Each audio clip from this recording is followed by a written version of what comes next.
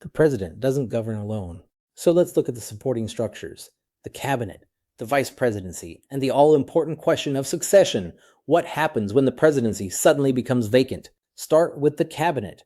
The cabinet consists of the heads of the executive departments, the Secretary of State, the Secretary of the Treasury, the Secretary of Defense, the Attorney General, and so on, plus other officials the president designates.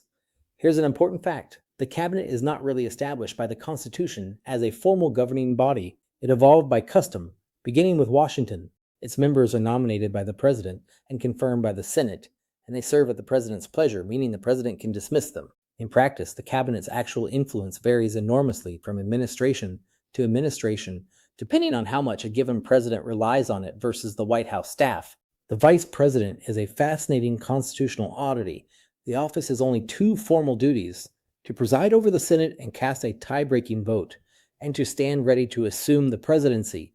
For much of American history, it was considered a political dead end.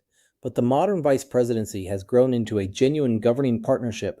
Recent vice presidents have been significant advisors and policy actors. Kamala Harris served from 2021 to 2025, the first woman, first Black American, and first South Asian American to hold the office.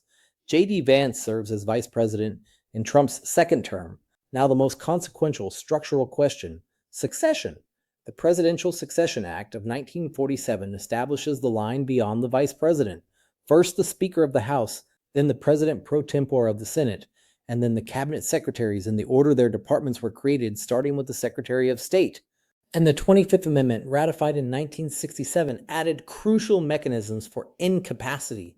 It allows the vice president and a majority of the cabinet to declare the president unable to discharge the office's duties, transferring power to the vice president. It also lets the president voluntarily transmit a written declaration of inability, used, for instance, during medical procedures. Notably, the 25th Amendment came up in the wake of the January 6th Capitol attack, when several members of Congress urged Vice President Pence to invoke it. Pence declined. So these aren't just dusty procedures, they're live questions about continuity of power.